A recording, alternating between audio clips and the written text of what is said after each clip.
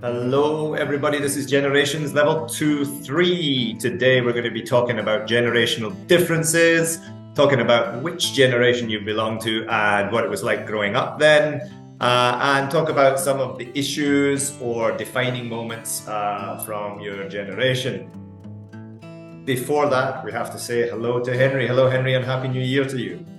Hello, Jamie. Happy New Year to you too. How are you doing? How are you doing today? Me, I'm doing great, as always. Very well. Yourself? All right. Generations. Let's do it. Well, what generation do you belong to, Jamie? Well, I was born in the late 70s, which puts me in Japan in, I think, Yutori Kyoiku Seidai, which is like the relaxed education generation, which is a mouthful. I'm not sure if my education was all that relaxed in the UK or not. But then again, I didn't live before that. I don't know. How about yourself? Well, I was born 10 years earlier than you. That is the late 60s, specifically in 1968. So I belong to the Generation X. Generation, yes. Generation X, that puts me in the same generation as you. Well, what do you think are the good things about being a Generation Xer or growing up as one? Okay, growing up as a Generation Xer, actually, I think it's independence.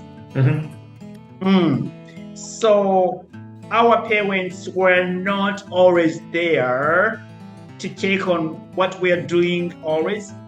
And so we watched TV, read magazines, because our parents were always working. We're kind of left to our own devices. So yeah, I like that independence. Yeah. What else? Well, I was thinking about it earlier. You know, it's a strange thing to think about, but we're in a kind of unique position to have really watched technology just sort of bloom over the last however many years. We remember when things were still very simple and there wasn't so much tech all over the place, but we have the ability to use what we have now, maybe not as well as our kids, etc. But we've seen all that, you know, we were there from the start, and that's pretty cool, I think. Yes. Actually, yes, we grew up in that time when actually the personal computer would be used. Yep. So the time of the personal computer. And I being from where I am in the UK, which is the northwest of Scotland, I was just kind of on the edge of like having lots of computers in schools. My younger brother, who's 3 years younger than me, was pretty, computer literate by the time he finished school. But with me, I was just sort of at the tail end of that. So yeah, it's bad timing. But yeah, we got to see all that anyway. We saw that happen, which is very cool, I think. That's right. So what were some of the problems of our generation? The problems we faced? The Gen Xers. That's a tough one. I mean, from a personal, just from being from the UK went through a sort of boom period in the 80s when I was a kid, and everything was very lively and fun and everybody was making money, into a kind of like stagnant economy from the 90s, and the UK became a kind of miserable place for a while, but it did produce some pretty sweet music. The 90s gave us some really cool things, the music and fashion and just things that started then. But yeah, the bad points were perhaps that it was a bit miserable in growing up in the 90s, maybe. What I remember also in our generation was the tension between the Soviet Union and America. Yes, and we were worried about a nuclear war. So we lived with that kind of tension until 1989, which happens to be one of the defining moments of our generation. I am going to say that it's got something to do with Germany. yes, the Berlin Wall collapsed. Right. Yes, and so then the Soviet Union was gone, and we had one superpower. That's right. There you go. Yeah, that happened in 1989, which made me 11. And so, I do have a very clear image of that happening. I remember it being on the news. I remember that it was a big deal. But at that time, I was really unaware of the significance of the event, and I didn't know what was going to happen next. That didn't mean much to me. But for you, maybe you understood a little better.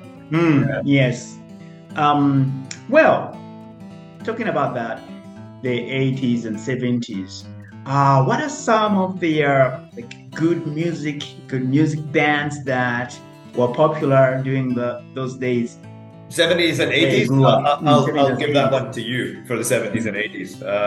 The only thing I remember about the 80s is that Michael Jackson and Madonna were mega stars of the universe. Yes. There was nobody bigger. Nobody has ever been more popular. Yeah. Exactly. Yes. Madonna and Michael Jackson were gods for the 80s. Yeah. And and I think that's one of the great things about growing up in our generation. The music was amazing. Music was amazing, and we had these breakdance, hip hop, rock. There were some really good bands. Yeah, there was a lot, and British music was. I mean, the 90s was a good time for British music. There was a lot of British rock going around. Some very successful groups. We got to see a lot of good music growing up. That's for sure. Yeah.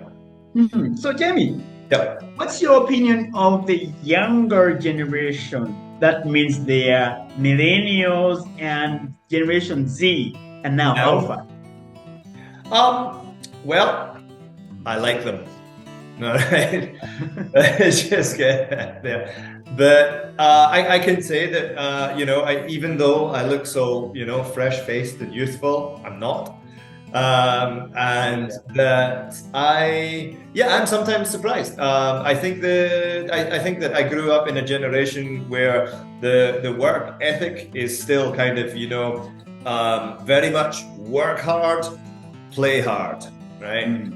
That you've got to do the work, you've got to go the extra mile, you've got to put yourself into your work, and then you get the goodies and the fun times. But I feel that the generations, sort of younger generations, are slightly more concerned with the free time, physical well-being, emotional health. It seems like they're more concerned with sort of their individual health than rather aiming towards doing work and being successful. I might be wrong, but that's something that I feel. I don't know.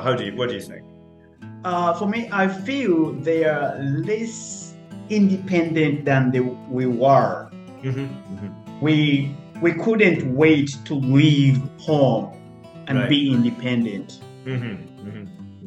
Probably because our parents were not always there.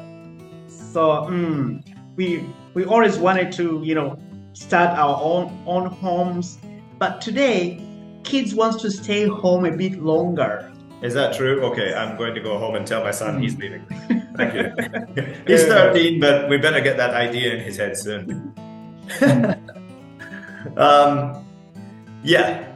are many things I could say, but I think in general, younger generations, they're way more tech savvy than we are. Exactly. They take to tech just so easily.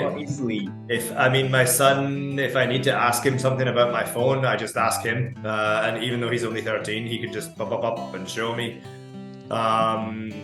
They're more concerned. They're more likely to be concerned with things like gender rights. They're more concerned with the health of the planet. I think in general they're more liberal, and I like liberal.